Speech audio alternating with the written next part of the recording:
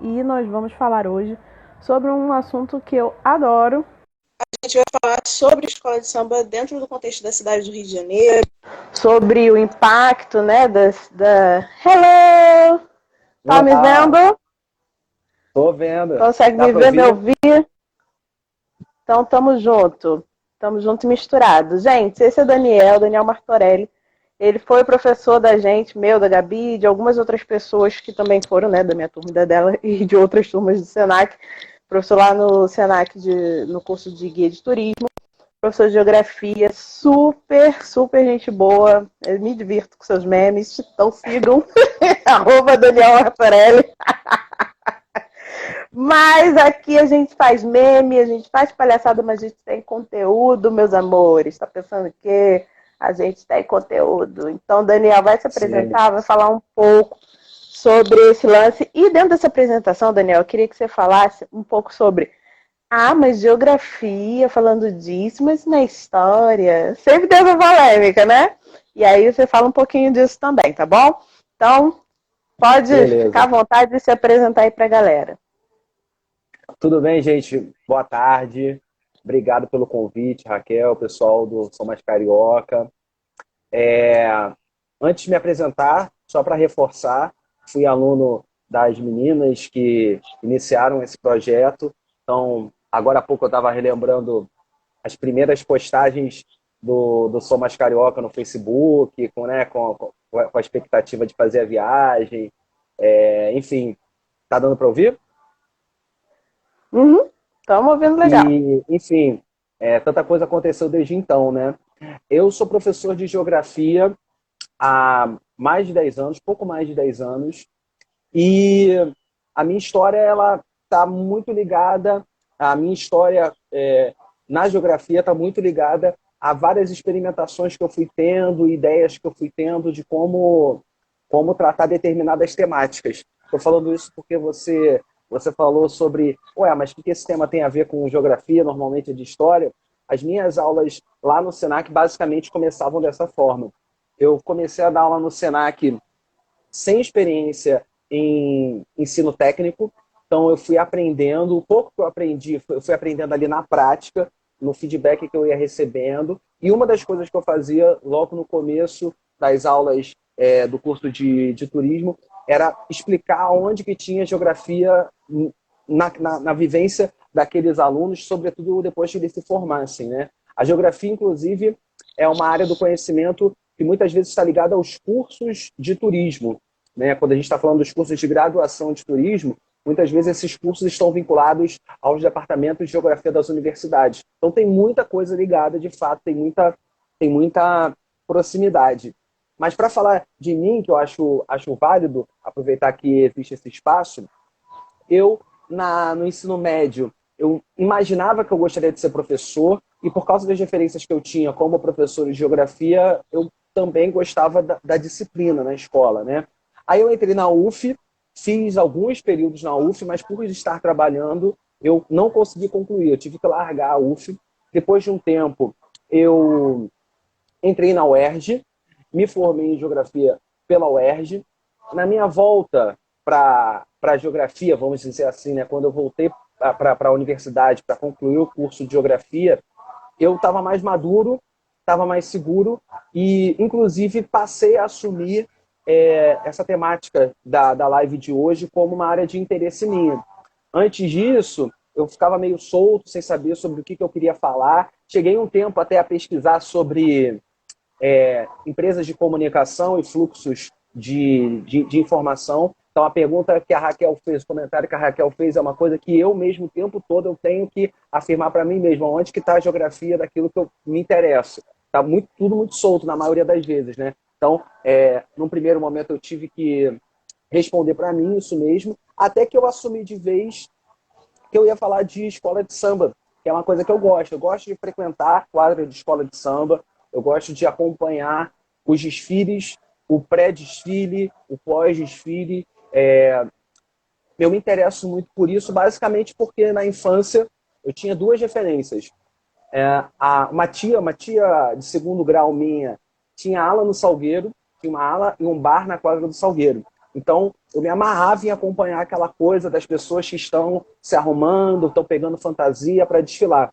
E eu morava na época no Santo Cristo, na Rua do Pinto, e tinha uma vista distante, mas onde eu podia ver os fogos, eu podia ver o setor 1 do Sambódromo. Eu achava o Ai, que máximo tudo! sair de casa.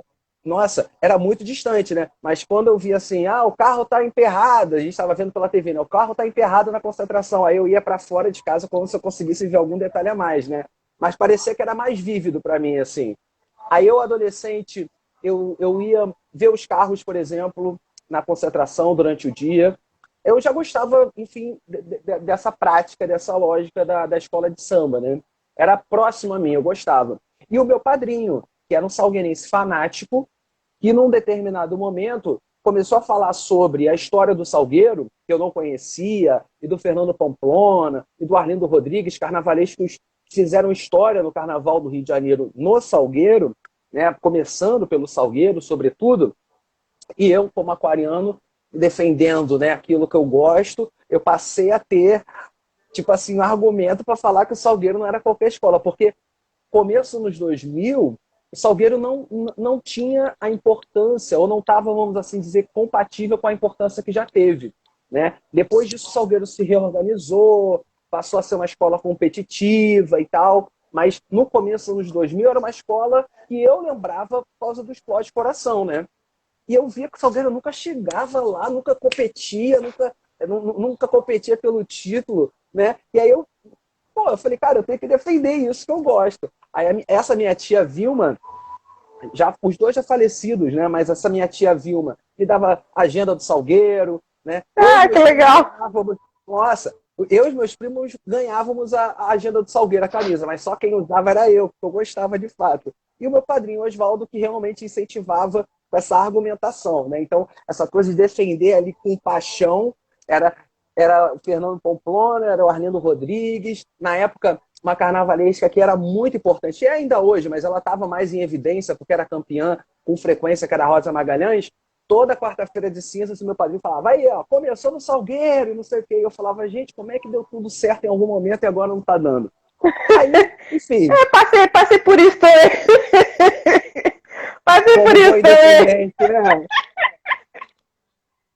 É momentos, momentos, mas a gente defende a nossa escola. É assim mesmo. Nada, nada que uma Fala. Sherazade não sabe. Exatamente. Vem logo a Xerazade como? Trazendo de volta, levantando a independente. Cara, é muito legal, assim, eu gosto muito, né, desse assunto. E eu queria que você falasse um pouco pra gente como as escolas, qual é essa ligação que a escola de samba tem com a cidade do Rio de Janeiro? Porque o que eu vejo sobre escola de samba e Rio de Janeiro hoje, né, olhando hoje, é que é muito certinho dividido ali, né? É ame ou deixo, né? Quando eu falo, porque eu gosto de escola de samba, não sei o que, se a pessoa gosta também, ela, caraca, muito bom, não sei o que. Se a pessoa não gosta, ela não tem. Eu não conheço Sim. muitas pessoas que sejam coluna do meio, que sejam assim, tá, beleza, não sei o que. Ou nossa, eu amo, ou então odeio, não sei o quê. Não que as pessoas não possam não gostar, mas no não gostar eu também enxergo uma certa leitura. E aí eu vou deixar que você fale mais sobre isso, né? Sobre a importância da escola de samba, né? Para a cidade do Rio de Janeiro. E hoje eu vou falar pouco, vou deixar, porque eu gosto quando, entendeu? Não, Vou pode deixar você falar. falar. Eu vou falar pouco, mas aí eu já vou dando logo todos como é que fala? Todo o enunciado, a questão toda, e aí eu vou ficar só ouvindo. Mas eu gosto de falar Sobre muito, eu sou muito palestrinho. então, é por isso, porque já casou direitinho, tema, tudo, convidado, palestrinha, nananã, tudo certo. A importância da escola de samba para a cidade, né? E como você vê essa trajetória, porque as escolas de samba não começaram como elas são hoje, né? Elas começaram de um jeito, foram para outro, para outro, para outro, para outro, até chegar nisso que a gente vê hoje, que inclusive é uma das coisas que fazem com que muitas pessoas tenham antipatia com a escola de samba. É o modo como elas são organizadas hoje. Porque é muito dinheiro, porque isso, porque aquilo, blá. Então dá um palestre de certo sobre isso. A pergunta é ótima, porque são duas perguntas em uma só e perguntas relacionadas, né? A Uhum. principal importância que eu vejo para as escolas de samba para o Rio de Janeiro é o aspecto de identidade mesmo. Quando a gente pensa a cidade do Rio de Janeiro, eu acho que as escolas de samba explicam muito a cidade do Rio de Janeiro. Por mais que a gente, como você diga, como você disse, a gente não precise gostar, amar, adorar uma escola de samba, se a gente não prestar atenção no que as escolas de samba representaram no começo dessa história, há pouco mais de 80 anos, o que elas são hoje, no que elas se transformaram, eu acho que se a gente não perceber que tem muita ligação da história das escolas com a própria história da cidade, acho que a gente vai perder uma história que é apaixonante, inclusive. Eu sou muito apaixonado pelas escolas de samba, pelo que elas representam para além dessa primeira impressão. Então, eu acho que as escolas de samba hoje elas têm alguns problemas muito evidentes. Você citou, né, a questão da comercialização, da mercantilização, né? Ensaios pouco acessíveis para quem não pode pagar o ingresso, fantasias muito caras, se porventura você queira desfilar.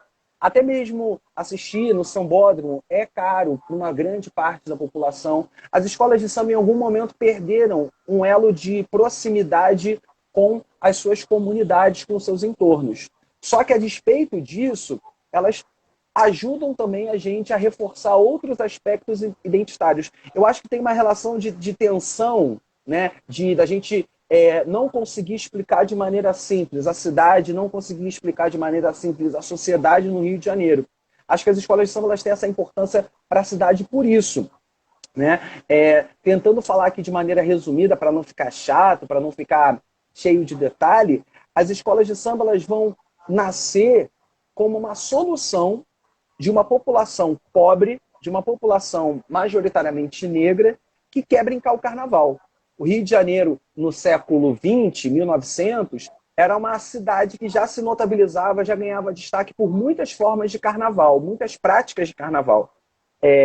Muito por causa de ser uma cidade portuária, né? Então, o fato da cidade ser a cidade do Rio de Janeiro ser uma cidade importante com um fluxo de pessoas, pessoas vindas inclusive de outros países, fazia com que a cidade ela tivesse práticas culturais muito diferentes. Ou seja, tinham artistas com experiências e com vontades diferentes, né? As práticas de festejo de rua, sem ser o carnaval, eram muito plurais. A cidade do Rio de Janeiro já era uma cidade importante nessa lógica. E o carnaval replicava isso. Né? O carnaval ele era plural e variado muito por causa dessa função que a cidade tinha. Era uma cidade que era uma cidade importante no país, né? Era uma cidade capital, era uma cidade que tinha uma função portuária. Isso tudo fazia com que as manifestações de carnaval se refletissem dessa forma.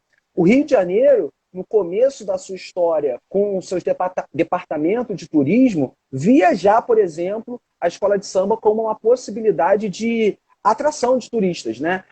O Rio de Janeiro apresentava um diferencial. Só que antes disso, antes da prefeitura se interessar pelo turismo que a cidade podia ter com as escolas de samba, as escolas de samba elas precisavam se posicionar. Né? E eu costumo dizer, claro, né, referenciando aí pesquisadores super importantes, que as escolas de samba elas foram uma resposta de uma população pobre para uma vontade de estar na rua.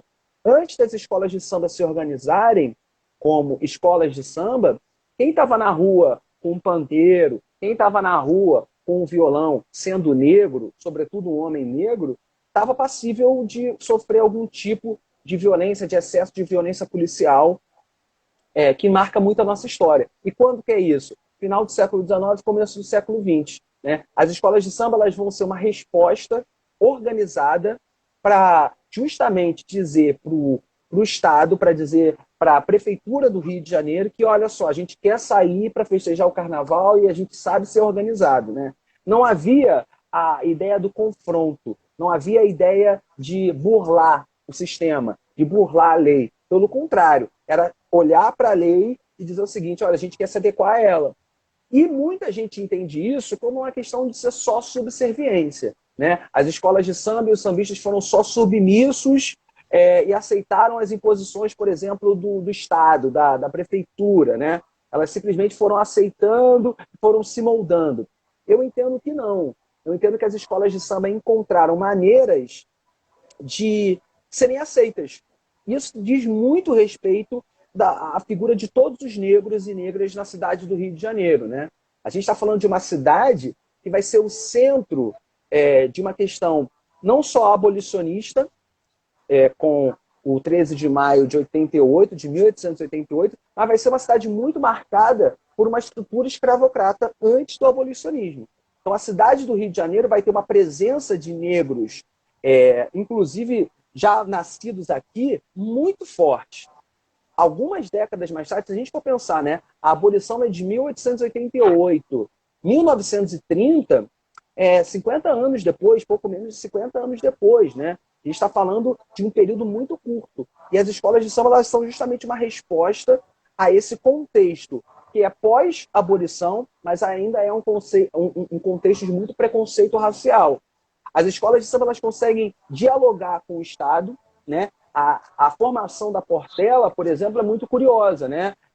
A gente está falando de um conjunto de sambistas que querem chegar junto e querem desfilar com a autorização da polícia, a ponto de um delegado lá na estrada do Portela falar que o nome vai como pode, não é um nome muito interessante, bota um nome mais pomposo, bota aí Grupo Carnavalesco Portela. E aí o nome da escola é definido por um cara que é totalmente fora, né, dessa lógica. Mas os sambistas aceitam, eles precisam aceitar, porque essa relação está posta. Eu vou aceitando determinadas condições, mas eu vou avançando em outras. Eu acho que a gente ainda não se deu conta de quanto que esses sambistas, todos eles, foram perspicazes, foram inteligentes de entender esse contexto, né? De saber até que ponto eles podiam ir. Isso é relação política, né? A gente está falando de uma relação política muito tensa nesse contexto. Não sei se fica claro dessa forma, mas eu acho que as escolas de samba são essa solução para um momento muito, vamos assim dizer, desvantajoso para esses sujeitos negros e para as mulheres negras também, né? Brincarem o carnaval, estarem livres para brincar o carnaval. E um detalhe importante, para meio que finalizar aqui, eu acho que assim, quantos códigos possíveis, né, que as escolas de samba têm? Eu acho que o principal deles, hoje a escola de samba está muito vinculada ao carnaval, né? A gente pensa em escola de samba, a gente pensa em carnaval. Entretanto, o principal é a gente estabelecer aqui as escolas de samba como formas de comunidade, encontro, né? Então, tem uma geração de algumas pessoas, por exemplo, que costumam dizer assim, eu gosto de roda de samba, mas eu não gosto de samba de enredo. Essa ruptura é algo relativamente recente, né? Gostar de uma coisa e não gostar de outra é algo relativamente recente. Por quê? Porque as escolas de samba, enquanto não estavam preparando o seu carnaval, numa época do meio do ano, por exemplo, elas estavam fazendo outras atividades. Eu estou falando, por exemplo, da década de 1950, da década de 1960, que a escola de samba era um ponto de reunião de pessoas, sambistas, né? E o carnaval era quase que um detalhe. O Luiz Antônio Simas, que é um historiador muito importante para falar de escola de samba, ele tem uma frase que resume muito bem isso. Ele dizia que antes as escolas de samba desfilavam porque existiam. E hoje as escolas existem para desfilar. Essa relação ela é muito tensa, porque há críticas a isso, né, dessa lógica de pensar só o desfile, a mercantilização, mas eu acho que elas ainda são importantes em termos identitários. Assim. Eu não consigo falar da cidade do Rio de Janeiro sem pensar na lógica das escolas de samba. Por exemplo, aonde que essas escolas surgiram? Né? As primeiras escolas de samba elas estão muito ligadas às áreas de uma população mais pobre. Onde que a população mais pobre do Rio de Janeiro morava no começo do século XX? Na região do Estácio, né, que seria o limite da pequena África. Mais para frente, pensando, por exemplo, na linha do trem, né, a Mangueira, o entorno ali do que hoje a gente tem a UERJ, o bairro de Vila Isabel, a aldeia campista. Né? Mais recentemente, algumas escolas se destacaram justamente ao longo da linha do trem, né? Que foi para onde a população mais pobre foi sendo obrigada a morar. por custo, por exemplo, né? Então aí a gente passou a ter escolas de samba se destacando na cidade do Rio de Janeiro, mas em bairros mais afastados do centro. Até que a gente passa a ter algumas escolas de samba que se destacam mais recentemente na Baixada Fluminense, por exemplo, né? Para onde está indo uma população mais pobre do Rio de Janeiro, vai sendo levado com essa população mais pobre uma prática de carnaval, que são as escolas de samba. E um detalhe importante, né? O simbolismo que é quando essas pessoas saem dos lugares mais distantes e vêm para uma área central, né? O que significa elas, em termos simbólicos, saírem, por exemplo, de Oswaldo Cruz, de Madureira, saírem, por exemplo, de Realengo, saírem de Bangu, saírem ali de Padre Miguel e irem para o centro do Rio de Janeiro. Essas pessoas viram o centro das atenções em algum momento, em alguma medida. Isso é muito simbólico. É uma busca por protagonismo evidente, assim. Ó, olha aqui o que eu estou fazendo agora, porque eu tenho alguma coisa para dizer de importante, mesmo que seja só carnaval, mesmo que seja só samba, né? Rola aquela relação de reivindicar para si o protagonismo. E isso para mim é fantástico. Eu não consigo... Eu, na condição de quase um ferro do trem da Supervia, de tanto que eu tô no trem, assim, eu me emociona pegar um trem de carnaval indo para o centro, sabe? Porque você vê, eu faço esse percurso sempre, né, para trabalhar, para estudar, para tudo, e a gente está sempre ali, né, empurrado e apertado e sofrendo naquele trem cheio, nanana, sem ar-condicionado, aquele negócio todo. E no carnaval, é isso que você falou, a gente pega o trem e o que você vê, assim, de pessoas, parece até um antes e depois, sabe? E as pessoas às vezes falam assim, isso é uma prática alienadora, não sei o quê. E não é, cara. É um protagonismo incrível, assim, você vê aquelas senhorinhas que estão indo trabalhar todo dia, de doméstica, de porteiro, disso, de aquilo, lá no Zona Sul, e eles naquele dia, tipo, é um rei, é uma rainha, tá lá com a sua fantasia cheia de brilho, e tá indo se divertir, porque é porque aquela pessoa, por mais que alguém, de repente, encare aquilo como uma prática alienadora, aquela pessoa tem direito a se divertir. E não sou eu e nem é o outro que vai dizer que essa diversão é cultura, ou essa que ela é boa e essa não, essa é legal, essa não, porque todo mundo tem direito de se divertir, né? E de se sentir um rei, uma rainha, sim, senhor. Então eu fico assim encantada quando eu pego o trem em época de carnaval, eu fico maravilhada com isso, com as pessoas, nem só trem, às vezes eu pego ônibus também para época de desfile indo para essas regiões. Eu fico encantada de ver as pessoas todas arrumadas indo desfilar com orgulho, com a camisa da sua escola velha guarda com a farda. Eu me emociono mesmo, fico realmente emocionada. Eu não sei, eu interrompi, aí eu não sei se você tinha terminado o seu raciocínio, mas eu tenho uma pergunta aqui, eu tô com medo de eu acabar perdendo, porque as letrinhas sobem e eu perco. Inclusive estou sem óculos. O Luan R92 pergunta, tem um marco histórico dessa perda do vínculo do carnaval das escolas de samba do acesso popular para o maior show da Terra? Você sabe assim, você consegue identificar um momento que fala, não, a partir disso aqui que foi a hora que desandou. Ou andou, agora? Não sei também. Pode responder. Se não for quebrar seu raciocínio. Não vai não. É melhor até responder separado, se possível. Mas, veja só, um marco importante seria o auge da mercantilização e da privatização dessa festa. O símbolo maior disso, por incrível que pareça, acaba sendo o sambódromo, né? A materialização desse processo é o sambódromo. O primeiro carnaval do sambódromo é o carnaval da Liga Independente das Escolas de Samba. É o momento em que a Liga, gerida pelos presidentes das maiores escolas de samba daquele momento, vai dizer o seguinte, olha, eu não quero que o Estado, que a Prefeitura organize a festa, deixa que a gente organiza sozinho, que a gente dá conta. E aí esse momento é um momento de muita tensão em termos de privatização mesmo da festa, né? Para vocês terem uma ideia, no projeto original do Oscar Niemeyer, onde hoje ficam as prisas, estava estabelecido uma área popular, né? Seria um local sem cadeiras e seria um local de livre acesso ou de acesso com um ingresso muito barato, né? E logo nos primeiros anos da funcionalidade do sambódromo, foi instalada foram instaladas as frisas, que são os ingressos mais caros desde então, né? No valor por pessoa, paga-se muito caro para assistir o carnaval dali. Então você vê que já tem uma distorção, até mesmo na funcionalidade que o sambódromo tinha. Mas eu acho que há outras referências importantes.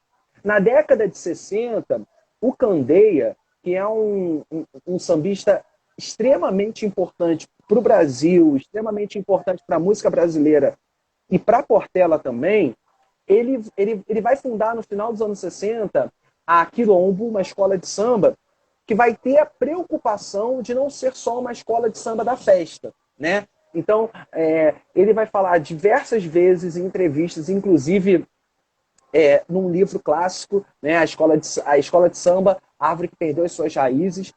Ele vai falar sobre a importância que as escolas de samba têm em termos comunitários, que não são apenas desfilar.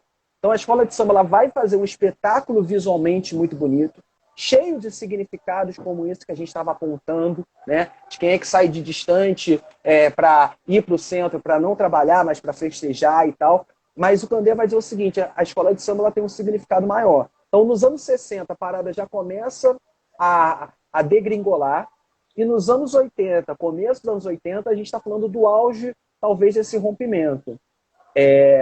Para finalizar a resposta, o principal é quando a classe média começa a não apenas gostar de assistir, mas a classe média começa a participar da festa.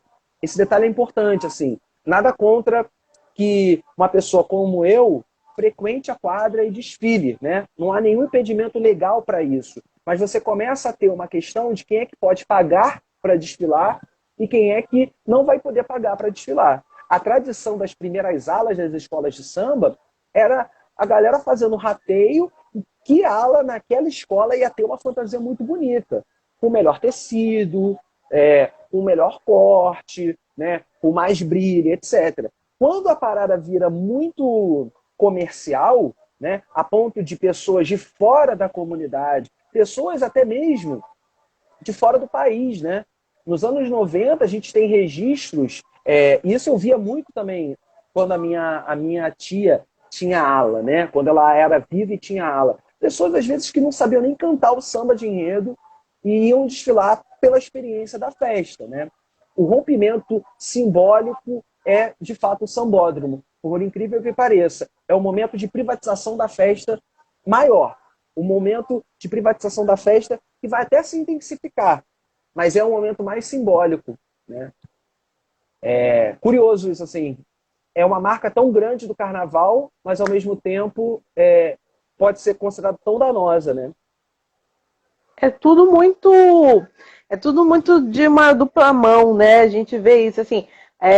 A formação das escolas de samba ela acontece numa forma de oficializar uma coisa, mas ali ela está também trazendo uma certa subversão. A gente vê também aquela fase que as escolas começam a fazer os sambas com enredos que falasse sobre grandes vultos da história e coisas assim, né, da historiografia oficial, aquele negócio todo. Então tá ali ao mesmo tempo trazendo um assunto, mas com uma certa subversão no fundo. Então esse caminho, né, das escolas de samba, ele tá sempre assim, né? É interessante perceber isso, que ao mesmo tempo que é um fluxo que vai nessa direção, a coisa puxa, parece que vai, mas puxa, parece que vai, mas puxa. E como que isso é tipicamente brasileiro, né? Sim, e como é que a gente sim. vê isso como uma marca da própria sociedade brasileira. Eu vou fazer uma comparação aqui bem banal, mas que eu acho que permite, pelo exemplo, a gente entender assim, a relação quase que dúbia, quase que contraditória, né? Quando a gente olha quem é que foi escolhido pelo público do Big Brother para ser campeão em 2020, quem é que foi escolhido para ser campeão do mesmo programa em 2019, a gente fala assim, gente, mas o que aconteceu, buguei. né? Peraí, o que aconteceu entre 2019 e 2020 para pessoas tão distintas, com discursos tão distintos, serem contempladas pelo mesmo prêmio, pelo mesmo público? É porque a sociedade brasileira é contraditória. Ela não se explica facilmente, né? E as escolas de samba, elas refletem um pouco isso. Elas refletem bastante. Estou falando um pouco para não superestimar a moral dela, mas eu acho que reflete, É total. reflete isso. Aqui tem uma fala aqui sobre os camarotes, né? Eu não estou conseguindo ler, que a pessoa não limpou o óculos antes da live, agora está aqui cegueta. Deixa eu ver aqui, ó. Falando sobre os camarotes com shows e com celebridades são um símbolo dessa mercantilização porque é um status. Né? Também é bem complicado, assim. Eu tenho essa relação do Uber com o camarote. Gostaria um dia de ir? Gostaria, mas quando eu não estou lá dentro, eu me incomodo, porque eu estou assistindo desfile, fica aquele barulho de show lá dentro, suportável, e vaza, e aquilo me irrita quando se eu estiver assistindo desfile, começar a ouvir show vazando, começa a ficar nervosa e irritada, porque, cara, pra mim aquilo ali é um momento muito sério, que não pode ficar me atrapalhando, cantando outras coisas, nem tunte-tunte, quer ouvir tunte-tunte, meu amigo, vai pra outro lugar. Sertanejo, nada a ver, né, gente? Pelo amor de Deus. Pergunta da Lúcia. Hoje em dia o samba enredo das escolas de samba ainda são críticas? O samba ainda é crítico? Essa pergunta é muito boa e a resposta é sim e não. Sim, porque a gente... Porque tem que ser sim e não. Porque é dúbio. É uma marca dessa manifestação. Num primeiro olhar, né, quando a gente olha de primeira para as escolas de samba, a gente vê que o fato do Brasil, nos últimos anos, estar passando por uma crise econômica muito grave, faz com que algumas escolas de samba, na sua maioria, quase todas elas, não tenham mais os chamados enredos patrocinados. Uma das consequências da mercantilização da festa foi quando a gente passou a ter enredos patrocinados. Normalmente um município do Brasil, um estado, um governo do estado, fala assim, pô, faz um enredo aí sobre o Ceará, faz um enredo aí sobre a cidade de Macapá, né? Nesse período... Ou uma marca também, né? Faz aí sobre iogurte. Ou falar do iogurte. Só que é curioso, né? Algumas propagandas são permitidas, no caso de um enredo CEP, como a gente costuma dizer, que é um enredo sobre um estado ou sobre um país, mas as marcas, elas não podem ser anunciadas, né? Então fica muito no subentendido. A Mocidade já teve em 2013, se eu não me engano, 2013, sobre o Rock in Rio.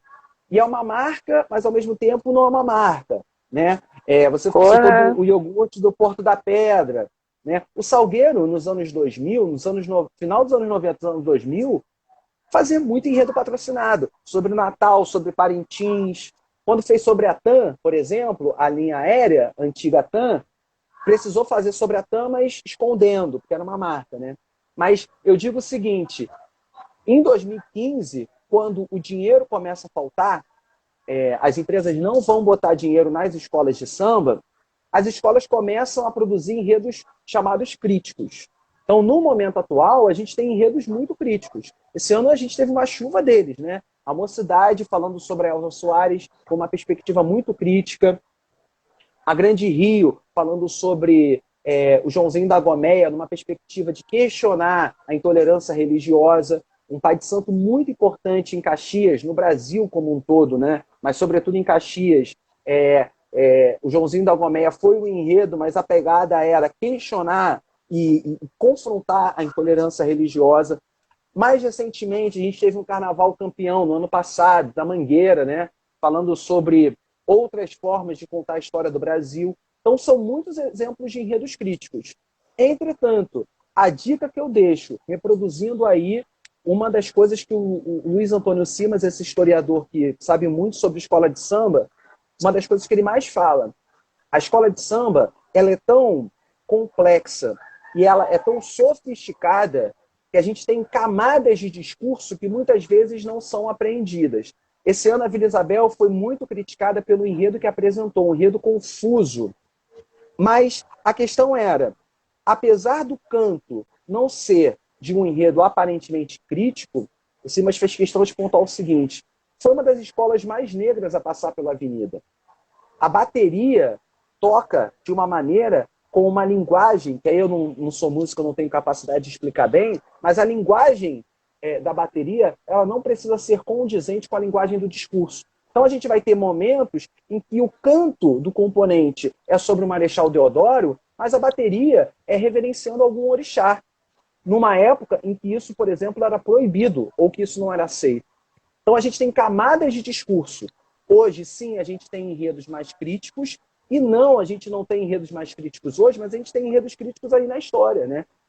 A década de 30 e a década de 40 são muito marcantes nisso. O cara está falando sobre o Tiradentes, o cara está falando sobre a independência do Brasil, o enredo é sobre a Guerra do Paraguai, mas os discursos que a gente não consegue entender à primeira vista são discursos muito mais contundentes, né? Em termos de religiosidade, em termos de identidade racial. Né? A escola de samba, de fato, eu posso dizer que eu sou muito apaixonado pelas escolas de samba porque eu consigo compreender, estudando, claro, muitas camadas de discurso que as escolas de samba têm. O primeiro é o que a gente mais vê, né? O que ela está cantando, né? Então, em algum momento, está cantando sobre, sei lá, uma marca. Pô, meio fraco, chato. Qual o significado disso? Mas existem outros discursos. O desfile por si só, ele já é muito de multilinguagem, né? Porque tem dança, tem música, tem alegoria, tem várias manifestações artísticas. Mas, para além dessas várias manifestações artísticas, elas produzem discursos diferentes. Alguns são mais aparentes, e aí eles aparecem como críticos às vezes eles não aparecem como críticos, e outros discursos são mais subentendidos. E aí está a complexidade e a sofisticação dessas escolas. Eu acho assim impressionante o nível de sofisticação que eles conseguiram produzir em termos de narrativa. Né? Um jornalista importante que cobre escola de samba, que analisa a escola de samba, o Fábio Fabato, que é torcedor da Mocidade, ele costuma dizer que se a escola de samba fosse uma prática de algum país da Europa, seria um símbolo, assim, seria super valorizado e seria um símbolo realmente muito celebrado. A gente olha para a escola de samba ainda como o que sobrou da manipulação, assim, né? O que o Estado consegue manipular dessas pessoas? E, na verdade, a gente está falando de uma sofisticação muito, muito, muito presente, assim, uma sofisticação muito marcante em discursos variados. E é muito simplista, né? Às vezes querer colocar aquelas pessoas como sendo, não, estão ali como desde o princípio, né? A formação dessas escolas. Não, estão ali para obedecer, para entrar, para se amoldar, nananã, e não observar essas camadas que você está falando. Eu sempre gostei, sempre vi tal carnaval, também por conta de proximidade familiar, né? Minha avó foi costureira há muitos anos, numa ala da Mocidade, e fazia fantasia para mim com as sobrinhas, com as sobrinhas do jaichinho das coisas lá, os brilhinhos, fazia minha fantasia. Eu sambava loucamente, aquele negócio todo, com 3 anos de idade, muito diva. E, assim, olhar isso só a plástica é muito simplista, é muito resumido mesmo. E quanto mais você começa a procurar entender essa festa, mais você gosta. Então, assim, dentro do turismo, agora puxando aqui para o lado da coisa do turismo, eu acho que a gente tem também esse papel importante de mostrar essa história para as pessoas, para o carioca principalmente, para que a gente ame. Porque, cara, se você for em Parintins, por exemplo, você vê as pessoas pintam a casa delas de azul e de vermelho. Tem gente que só anda de azul e não usa vermelho, só anda de vermelho e não usa azul para nada. O céu é azul e fala, poxa, que pena que o céu é azul, podia ser vermelho.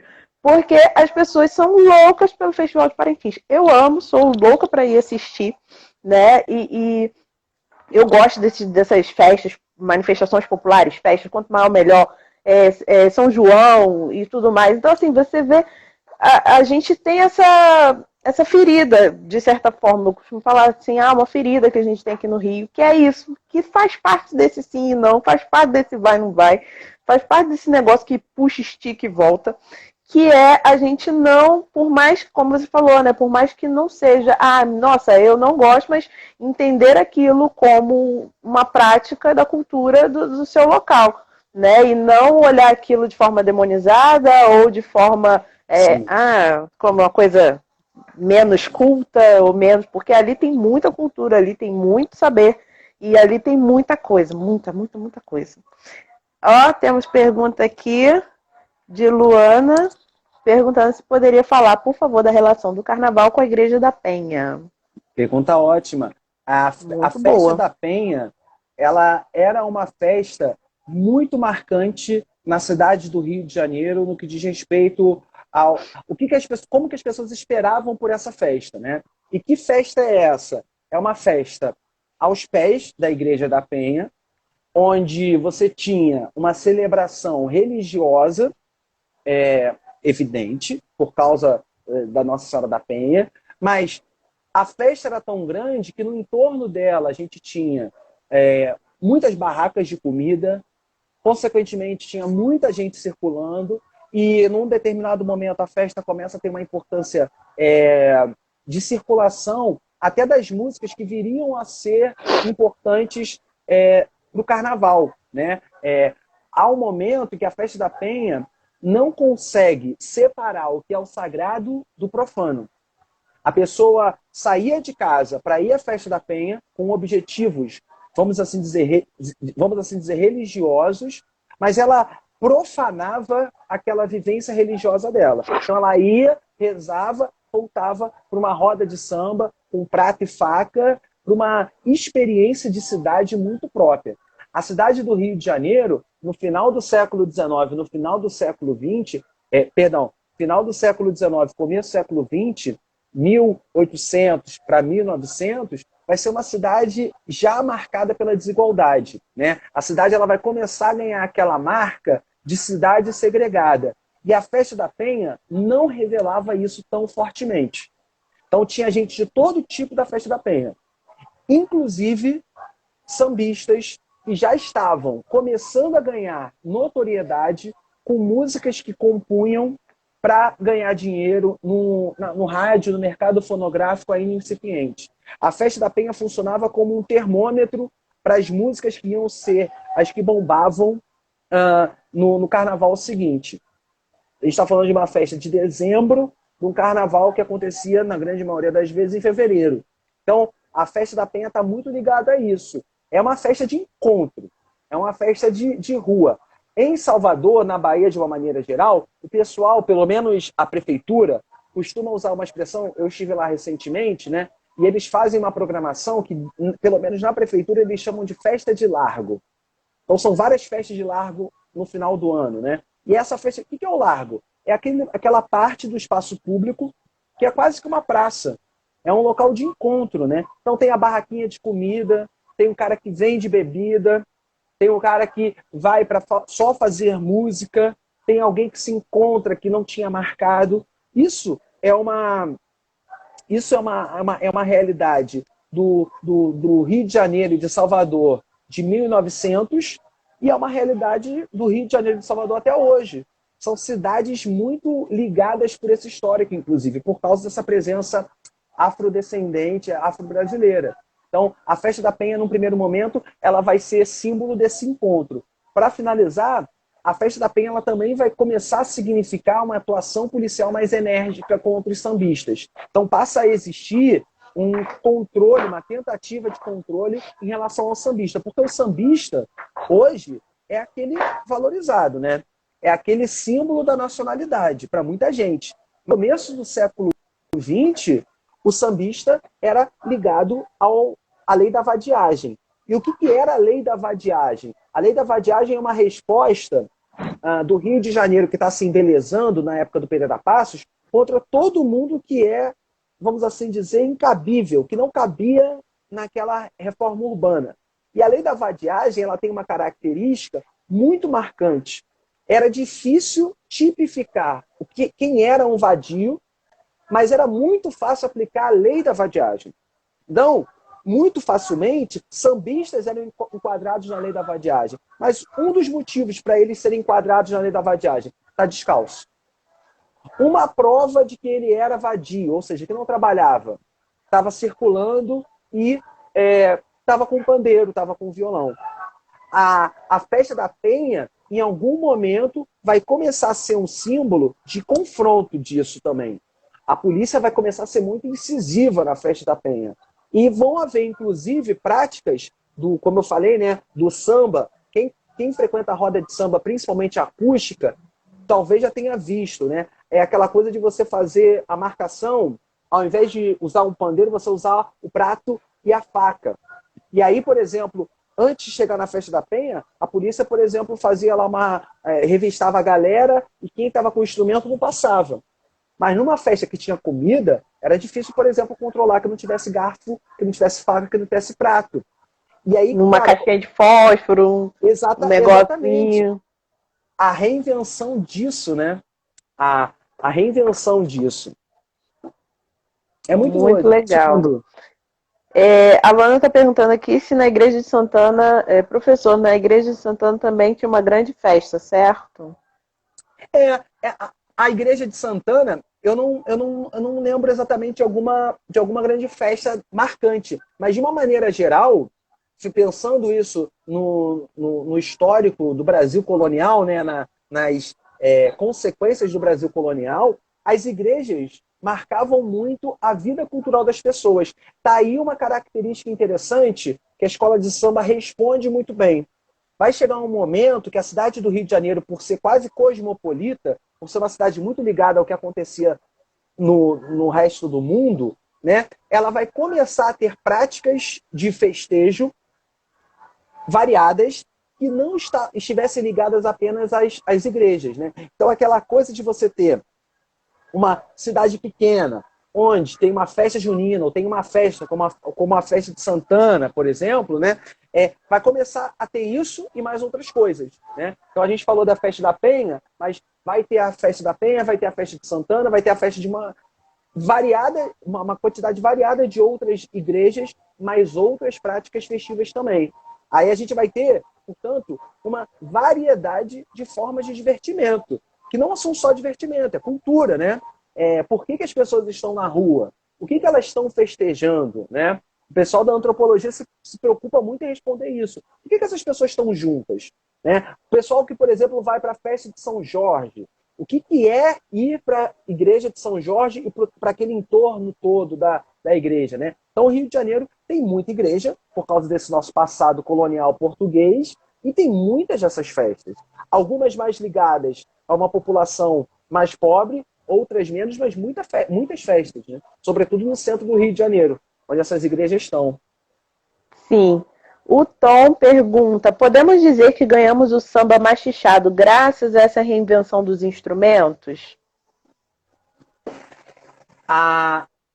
É difícil definir isso, mas em termos assim de ordenamento dos acontecimentos, o samba como a gente conhece é muito mais parecido com o que o pessoal do Estácio passou a fazer, reinventando até o machixe. Então, tentando aqui simplificar, sugiro até que vocês peguem, vocês para divulgarem no Facebook a live, vocês para divulgarem aqui no Instagram a live de hoje, vocês falaram do Ismael Silva, né? Eu sugiro que vocês peguem para assistir depois no YouTube uma das primeiras gravações de Se Você Jurar.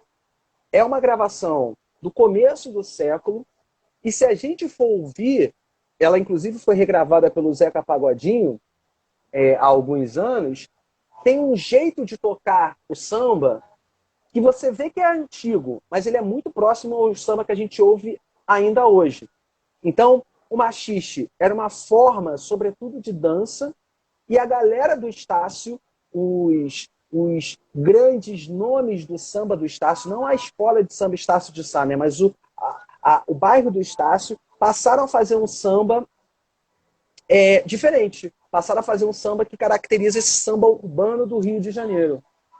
E eles se tornam importantes por isso, né? Eles se tornam importantes por esse sentido. O samba urbano do Rio de Janeiro, ele vai se diferenciar, vai se deslocar um pouco do machixe, porque ele vai ter instrumentos novos, como foi perguntado, né? Então a coisa do surdo, a coisa da cuíca, vai surgindo, né? Como uma demanda dos próprios sambistas. Sambistas, alguns deles, que inclusive não queriam só tocar o samba, eles queriam também desfilar. Alguns instrumentos de percussão são importantes para marcar um desfile, onde você está lá na frente e você não está ouvindo o som num momento em que não tem microfone, que não tem sistema de som, né? Então você tem que ter alguns instrumentos de marcação. E aí o machixe está mais ligado, claro, a um jeito de fazer música. Então, o pessoal fala até de um samba machichado, mas a popularidade do machixe no Rio de Janeiro é um pouco anterior, muito por causa da dança também. E aí tem essa questão, assim, o samba urbano do Rio de Janeiro, ele vai ser dessa época 1926, 1925, e é mais recente do que o machixe aparece, pelo menos. Muito bom. Caramba, olha, se eu pudesse, eu ficava aqui 2 dias, 3 dias só nesse papo, só ouvindo. Mas, infelizmente, o Instagram dá 1 hora pra gente. Aí a gente agora tem 5 minutos. Não é 5 minutos, deve ter um pouco mais, porque a gente não começou cinco, Gente, eu cinco falei mesmo. muito, né? Desculpa. Não, mas é isso, cara. É pra falar Nossa. mesmo, meu filho. Não tem essa, não. Aqui é pra falar mesmo. Eu quero é que fale mesmo. Então, você vai continuar falando esses 5 minutos.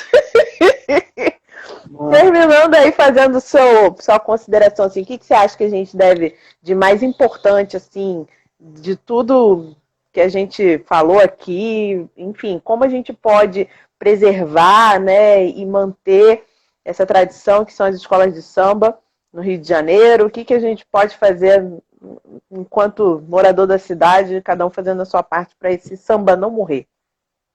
Eu sugiro que a gente frequente as escolas.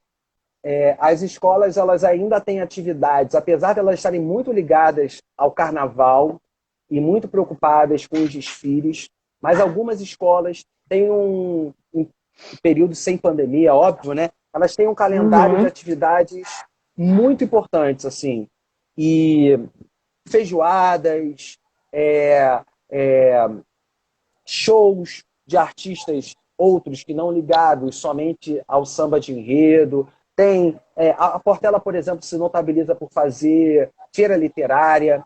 E eu acho que a gente, como carioca, a proposta do Sou Mais Carioca está muito ligada a isso também, né? Da gente que é carioca redescobrir a cidade.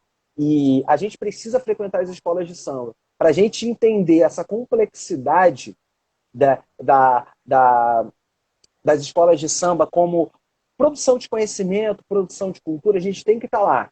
A gente tem que frequentar as escolas não só para dar apoio, pagando ingresso, né? Mas para estar lá junto, em atividades que são gratuitas. Muita atividade de escola de samba que às vezes fica vazia, que fica sem a presença do público, e a gente tem que estar lá.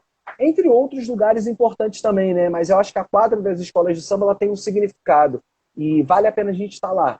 Eu sugiro que a gente esteja junto, em tour ou não, mas estar nas quadras. Eu acho que é o mais importante. Muito importante. E é uma coisa que eu pretendo, assim, quando passar esse lance aí de pandemia também, né? Eu sempre que vou, gente, eu amo a quadra, as cores das escolas, eu adoro. Então, sempre que eu vou, eu tento tirar uma foto que privilegie bem aquela coisa, né, da cor e tal, e gosto de postar mesmo no Instagram. Aí eu fico pensando, nossa, tá faltando um monte. Nem na quadra nova da minha escola eu fui ainda. Eu só vou mais em coisa de rua e tal. Então, assim, participem, gente. Não vamos deixar esse samba morrer. Muito obrigada a todos. Pessoal, Daniel, tá todo mundo aqui agradecendo, tá Minha todo mãe, mundo beijo, te amo. adorando. Mamãe também fez Saudade. participação, sua mãe, minha mãe, porque assim, né? Mãe tem que vir. Eu falo pra minha mãe, mãe, você tem que assistir minhas lives. Não, bem da Mãe tem cria. que vir aqui dar biscoito pra gente. E o pessoal está agradecendo, já estão falando aqui em parte 2, então já deixo você pré-avisado que vai rolar um parte 2 aí, Aceito. falando sobre a sugestão, né, que a Gabi deu, falar sobre algumas escolas específicas e a relação com os bairros.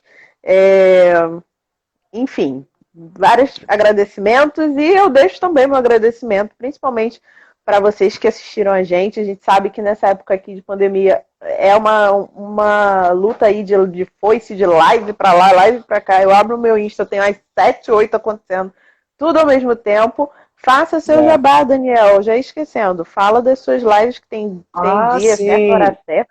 Como é que não vai Sim, que falar, gente? eu virei blogueirinho. Me sigam aí, gente, Blogueiríssimo.